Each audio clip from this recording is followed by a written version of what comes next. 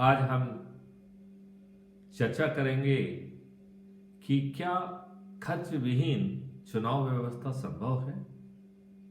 वर्तमान चुनाव व्यवस्था क्या है, उसमें क्या खामियां हैं और उन खामियों को कैसे दूर किया जाए और भविष्य की चुनाव व्यवस्था कैसी हो जिससे कि अभी जो तमाम गड़बड़ियां हैं उन गड़बड़ियों को दूर किया जा सके।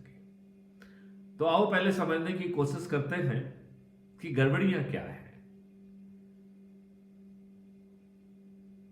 हमारे संविधान में कहीं भी पार्टी शब्द का उल्लेख नहीं है और हमारे संविधान ने एक पार्टी तंत्र के बारे में कोई अवधारणा नहीं की थी। यह अवधारणा हमारे माननीय नेहरू जी के दिमाग की देन है और पीपुल रिप्रेजेंटेटिव एक्ट के माध्यम से जो हमने चुनाव की व्यवस्था स्थापित की है वह आज सभी गड़बड़ियों का कारण है।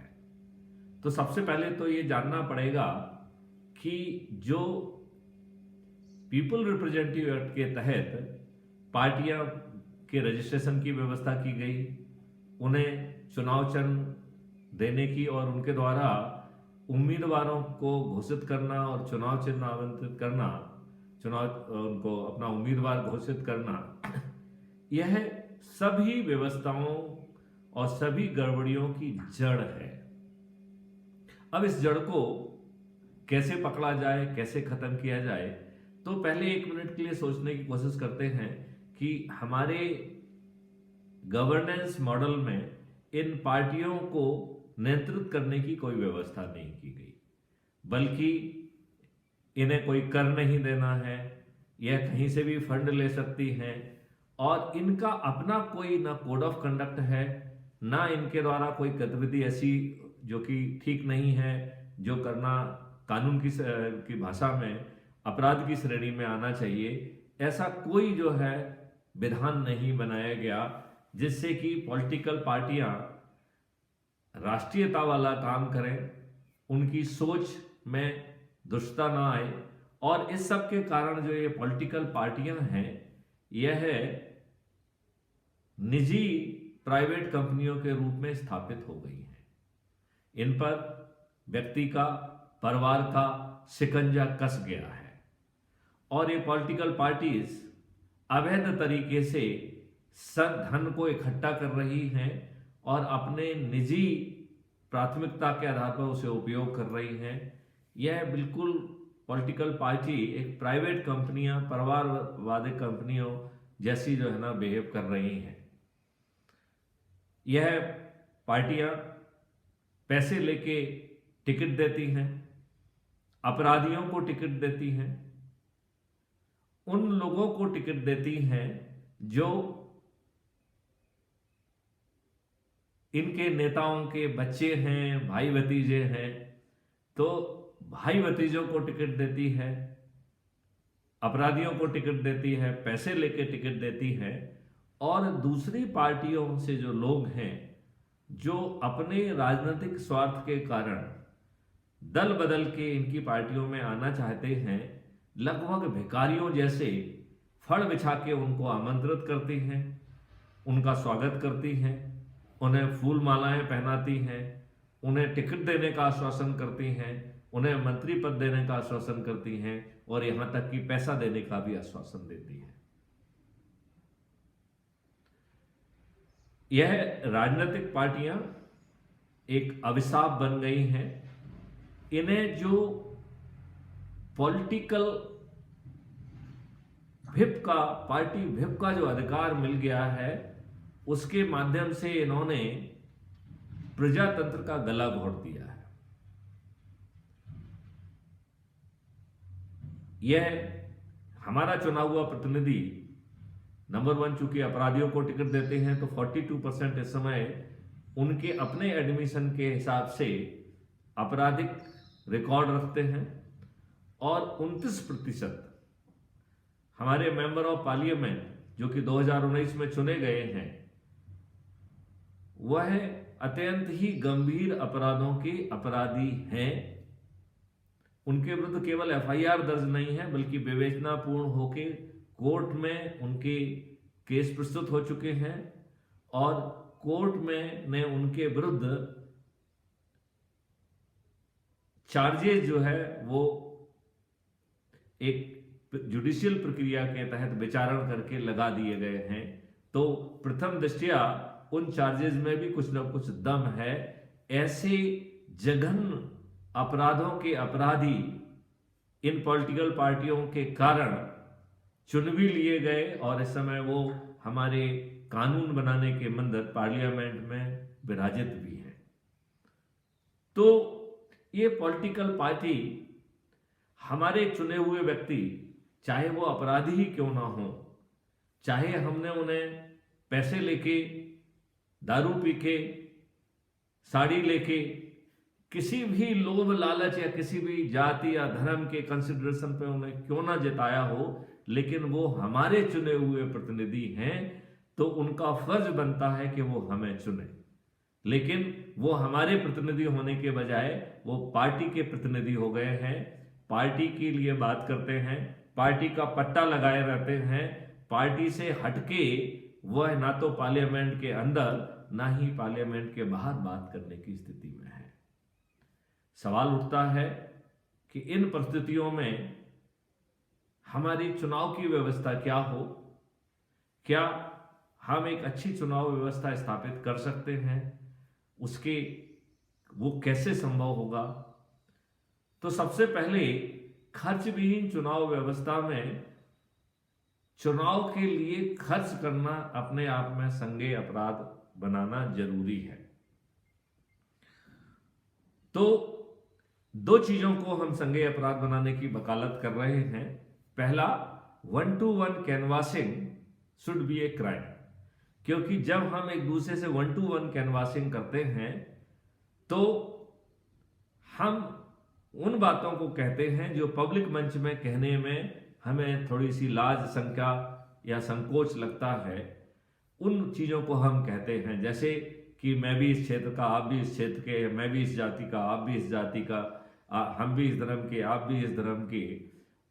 और 1-to-1 कॉन्टैक्ट के दौरान वो उन्हें दारू भी बांटते हैं, साड़ियां भी बांटते हैं, उन्हें फ्री भी बांटते हैं और एन केन प्रकार उनको मूर्ख बना के उनका टिकट उनका वोट लेते हैं, वोट लेने का प्रयास करते हैं। तो एक जन नेता को 1-to-1 कॉन्टैक्ट की जरूरत क्यों होना चाहिए? लिहाजा 1-to-1 कॉन्टैक्ट करना और अपराध के और चुनाव के लिए खर्च करना एक अपने आप में संज्ञेय अपराध होगा, जो कि नॉन अवेलेबल होगा और 7 साल की उसमें सजा होगी। और चुनाव प्रक्रिया के दौरान जब तक इलेक्शन कमीशन से परमिशन नहीं मिलती है तब तक उसे अरेस्ट नहीं किया जाएगा। ठीक है ना?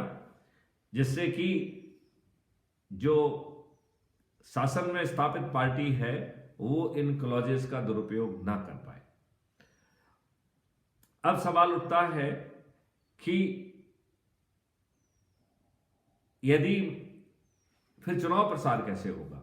तो चुनाव प्रचार ना तो पार्टी कर सकेंगी, पार्टियां सुप्त हो जाएंगी चुनाव घोषणा के साथ ही। ना वो मैदान में जा सकती हैं, ना वो बात कर सकती हैं, ना वो कुछ कर सकती हैं। तो पार्टियों का जो वर्तमान स्थिति है वो बदलाव करने की जरूरत है।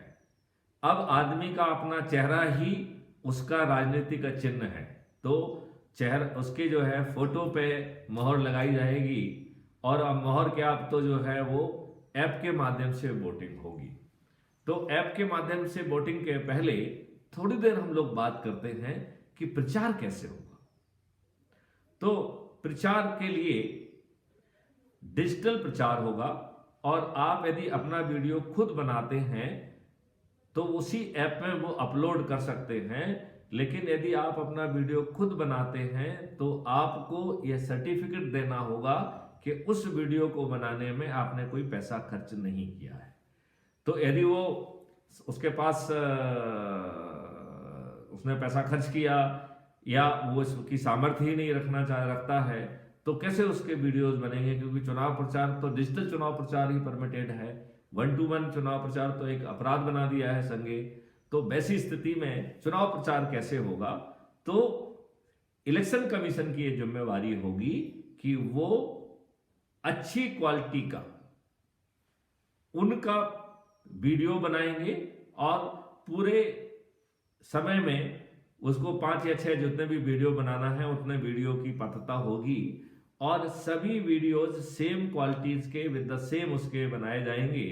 और यदि उम्मीदवार ये बात कहता है कि उसकी वीडियो की वो गुणवत्ता नहीं रखी गई या उसकी वीडियो की गुणवत्ता को कंप्रोमाइज किया गया तो वह एक संज्ञेय अपराध होगा। यदि इंडिपेंडेंट इन्वेस्टिगेशन में ये पाया गया कि हाँ वीडियो बनाने वालों ने गुणवत्ता में दूसरे को लाभ पहुंचाने के लिए यह कुत्सित जो है चाल चली है और यदि यह इन्वेस्टिगेशन के दौरान स्थापित हो जाता है तो यह भी संज्ञेय अपराध होगा, नॉन वेलेबल ऑफेंस होगा, 7 साल की सजा होगी। इसलिए लॉर्ड किसी को नहीं बनाया जाएगा। Everybody should remain accountable and should do his job with perfection. अन्यथा हमारे लालची लोभी लोग जो कि इन व्यवस्थाओं में संस्थानों में बैठे हैं वह अपने लाभ के लिए अपने आकाओं को खुश करने के लिए किसी भी हद तक गिरने के लिए तैयार हैं। यदि हम शुरू से ही उनके ऊपर वो कसावट नहीं रखेंगे तो एक अच्छे जो है सोच को जमीन पे उतरने के बाद वह लाभ नहीं पहुंचा पाएगा जो उसे पहुंचाना चाहिए। तो अब मान लेते हैं कि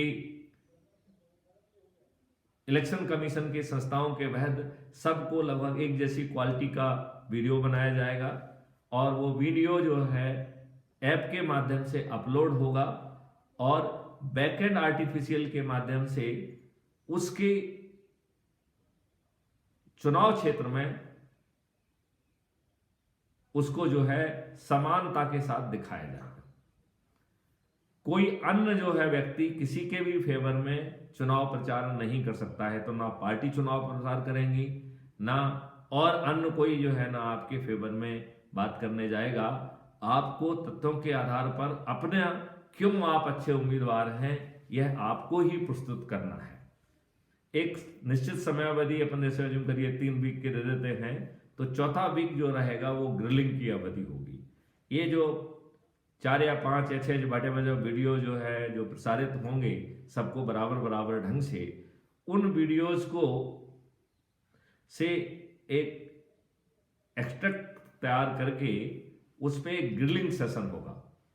तो प्रशासक राजनीतिक विशेषज्ञ ये सब लोग जो है वह जनता वो जिन जिन चीज़ों को उस उम्मीदवार ने अपने भाषण के दौरान कहा है उनको उसमें वो ग्रिल किया जाएगा और उनको कहा जाएगा कि आपने ये बात कही है इसको आप कैसे करेंगे, पैसा कैसे करेंगे। इस तरीके का पूरा जो है ग्रिलिंग सेशन होगा। जिन व्यक्तियों में अपनी बात रखने की अपना सोच कहने की क्षमता नहीं होगी वह इस प्रक्रिया में जाने से भी घबराएंगे और वो कभी जो है ना स्वयं की उम्मीदवारी लेके नहीं पहुंचेंगे।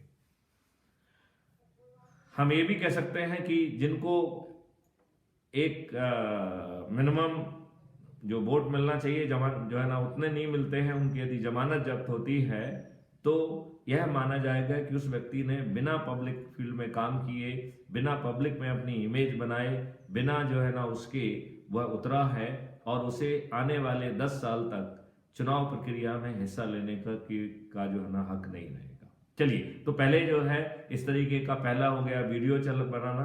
वीडियो केवल जो है उम्मीदवार अपने खुद के वीडियो बना सकता है। यह वीडियो जो है इलेक्शन कमीशन की मदद से बनेंगे और इन वीडियो को बराबर उससे जो है उसके जुरिडिक्शन में जहाँ पे कि उसका चुनाव क्षेत्र है उसमें उसको प्रसारित किया जाएगा और बैकएंड इंजन ये इंश्योर करेगा कि कोई किसी को जो है फेवर ना कर पाए, पेड न्यूज जैसी कोई गड़बड़ियां होने की संभावना नहीं रहेगी। और यदि लगेगा तो उस समय जो है चुनाव की संबंधित बात को लेकर कोई न्यूज वैसे नहीं छपेगी। जो बात कहना चाहता है वो एक एज ए पिटीशन जो है इलेक्शन कमीशन में जा सकती है, जिसे 24 घंटे या 48 घंटे के अंदर जो है निकाल भी किया जाएगा। और यदि उस निकाल में बाद में कोई फेवरिज्म पाई जाती है तो उसे संज्ञेय अपराध माना जाएगा। तो यह इस व्यवस्था से अब दो चीजें हो गई। नंबर 1 कि ना तो पार्टी प्रचार कर रही है, नंबर 2 कोई अन्य भी प्रचार नहीं कर पाएगा, नंबर 3 जो है वो व्यक्ति में इतनी क्षमता होना चाहिए कि वह रिप्रेजेंट कर सकता है, उसकी ओरिजिनल सोच होगी, उस ओरिजिनल सोच को वो डिफेंड भी कर पाएगा। इसके बाद जो है यदि हम अपराधियों के विरुद्ध यदि जब तक कोई कानून नहीं बना सकते हैं तो इलेक्शन कमीशन की ये जिम्मेवारी होगी कि जितने भी अपराध उस व्यक्ति के विरुद्ध जो है वो हुए हैं, एक टीम जो है उसकी पूरा लाइव कवरेज जो है ना निकालेगी। जो चुनाव जो है उस समय जो मीडिया में कवरेज हुआ, प्रेस में कवरेज हुआ, इवन जो उसके फरियादी वगैरह हैं उनको भी जो है क्रॉस उसके लिए पुटअप किया जाएगा। तो व्यक्ति को ये डिफेंड करना पड़ेगा कि उसने इतने ये ऑफेंसेस किए हैं, देखो ये फरियादी क्या कह रहा है, ये क्या कह रहा है, वो क्या कह रहे हैं। एंड उम्मीदवार को अपने आपराधिक कृत्यों को डिफेंड करने की क्या क्षमता है वो भी देखने में सामने आएगी। तीसरा, यदि वो पहले मेंबर ऑफ पार्लियामेंट रहा है तो उस दौरान उसने क्या क्या बात कही है, ऐसा पूरा जो है एक्सट्रैक्ट भी जो है दिखाया जाएगा। और यदि उस एक्सट्रैक्ट के बाद जो है उसकी ग्रिलिंग भी की जाएगी कि आपने जो ना 3 बार आप मेंबर ऑफ पार्लियामेंट रहे और आपने एक भी क्वेश्चन नहीं पूछा, तो आपने अपने पदी कर्तव्य का और एज ए बीइंग रिप्रेजेंटेटिव आपने कोई जो है उसका कर्तव्य का निर्वहन नहीं किया, आपने किसी भी कानून बनाने में भी अपनी कोई भूमिका नहीं निभाई, आपने गलती यदि कोई प्रशासन कर रहा है तो उसकी गलती को उजागर करने के लिए कोई प्रश्न नहीं पूछा। इस तरीके से इवन जो है जो क्रिटिक में लोग बैठेंगे वो ये भी पूछ सकते हैं कि आपको फिर दोबारा मौका क्यों दिया जाए। तो इस तरीके की कार्रवाई होने से न केवल चुनाव के समय बल्कि उसके बाद की जो कार्रवाई है उसके लिए भी हमारे जनप्रतिनिधि जो है वो मतलब उनको बाध्य किया जा सकेगा। और उन्हें मालूम होगा कि यदि धोखे से वो एक बार चुन गए और उन्होंने कोई परफॉर्म नहीं किया तो अगले चुनाव में तो निश्चित तौर पर वो चयनित नहीं होंगे। अब ये हो गया है केवल चुनाव प्रचार की व्यवस्था, ग्रिलिंग की व्यवस्था, आपराधिक रिकॉर्ड की व्यवस्था। अब ये चुनाव कैसे होगा, कौन करेगा चुनाव, कैसे होगा ये चुनाव? तो यह चुनाव ऐप के माध्यम से होगा। वो ऐप जो है में ढेर सारे सेक्शन होंगे और उनको मैं थोड़ा सा एक्सप्लेन करने की कोशिश करता हूं कि सबसे पहला आपकी आइडेंटिटी सेक्शन होगा। तो आपके आधार कार्ड से लेके जितनी भी आपकी आइडेंटिटी है उनकी मैपिंग होगी और उनसे क्रॉस वेरिफिकेशन कराया जाएगा और फाइनल आइडेंटिटी आपकी जो है वो आपके अकाउंट से 1 रुपये डिडक्ट करके पूरी की जाएगी। जब आपके अकाउंट से सक्सेसफुली 1 रुपये डिडक्ट हो जाएगा then app will say hey mister so and so your identity has been verified और हियर बाय अप्रूव्ड और सर्टिफाइड। अब इसके बाद दूसरा सवाल उठता है कि आइडेंटिटी तो उसकी हो गई है, कहीं वो किसी डर में तो नहीं है, कहीं ऐसा तो नहीं है कि उसके परिवार के सदस्यों को गुंडे बदमाश जो है किडनैप कर लें और उनको कहें कि जब पहले आप वोट दे दीजिए इसके बाद हम आपके बच्चों को छोड़ेंगे। लिहाजा बहुत सारे टेस्ट के माध्यम से, एक तो उसको एफिडेविट टाइप का देना पड़ेगा कि मेरा ये नहीं हुआ वो नहीं हुआ, जितना संभावना है उन संभावना के क्वेश्चन आंसर होंगे। इसके बाद बहुत सारे टेस्ट होंगे जैसे कि कैप्चा होता है ऐसे ही ढेर सारे टेस्ट होंगे जिनके माध्यम से ये निष्कर्ष ऐप निकालेगा कि आप किसी भय में तो नहीं हैं, आप किसी डर में तो नहीं हैं, आप अल्कोहल या किसी अन्य चीज के प्रभाव में तो नहीं हैं। ये वो ऐसे टेस्ट जो है ना डिजाइन करके उस ऐप का हिस्सा होंगे। जब आप उस टेस्ट में पास हो जाएंगे तो app will say hey you are physically and mentally fit to vote, congratulation. अब आप तीसरे फेज में तीसरे लेवल पे आप पहुंच गए हैं, hey you are qualified for the third level. Third level is the level जब जो अभी अपन बात कर रहे थे कि वीडियो, ग्रिलिंग, अपराध और क्या परफॉर्मेंस है, इन चारों चीजों के जो वीडियोज हैं वो जितने भी उम्मीदवार मैदान में बचते हैं उनके वो वीडियोज देखना होंगे एक बार एक, और वो वीडियो देखने के पहले आपको ये सिद्ध करना पड़ेगा कि यू आर इन एनवायरमेंट जहाँ पर कि यू आर टोटली आइसोलेटेड। तो आप अपने ही वीडियो उसको घुमाएंगे चारों तरफ मोबाइल को, app will make it sure that you are in a isolated place. And इस आइसोलेटेड प्लेस में आप किसी भय प्रभाव में नहीं, ये भी सेकंड पार्ट में ऑलरेडी वेरीफाई हो चुका है। अब आप जो है अपने उम्मीदवारों के वीडियोस, सभी वीडियोस देखेंगे पूरा, और वो भी इन आइसोलेशन। जैसे ही आप सभी उम्मीदवारों के वीडियो देख चुकेंगे, then app will say congratulation mister so and so, now you are a informed voter and we are opening the voting portal to you. और ऐप जो है आपको जो उम्मीदवार हैं जिनमें उनका नाम, फोटो वगैरह रहेंगे, पार्टी चिन्ह नहीं होगा, और आपको वोट देने के लिए मौका दिया जाएगा। और जैसे ही आप वोट कंप्लीट करेंगे तो then app will inform, hey mister so and so, congratulation, you have successfully voted, you have done a great duty which constitution has bestowed on you, so congratulations। अब ये सोचिए कि जो भी कट ऑफ टाइम है उस time तक यदि कोई वोट नहीं कर पाता है तो app will say, hey mister so and so, you have failed in discharging your constitutional duty, now you will be charge 10% more for your every activity, every financial and economic activity you will be performing till next election। तो यदि वो अपने बच्चे का admission कराया जाएगा तो उसे 10% फीस ज़्यादा लगेगी, यदि वो बस से जाएगा तो 10% किराया ज़्यादा लगेगा, ट्रेन से जाएगा तो 10% किराया ज़्यादा लगेगा, यदि वो एयर से जाएगा तो 10% किराया ज़्यादा लगेगा। तो वो जितनी भी एक्टिविटी करेगा, चूंकि सब जगह उसकी आइडेंटिटी ऑलरेडी गई होगी, लिहाजा उसको 10% जो है ज़्यादा पैसा लगेगा। ऐसा होने पर हो सकता है गलती से 1 या 2 चुनाव में कोई वोट ना करे, लेकिन तीसरे चुनाव के आते आते तक मैं गारंटी लेता हूं कि 100% वोटिंग होगी। अब मैं यहाँ पर थोड़ा सा विराम करता हूं और मैं अपने दर्शकों से भी पूछना चाहूँगा कि यदि उनके जेहन में कोई प्रश्न है तो वो प्रश्न पूछें। और मैं उनको ये भी बताना चाहता हूँ कि आज शाम को 7 बजे अप्रवासी संगठन के साथ हम लाइव चर्चा कर रहे हैं यूट्यूब चैनल पर।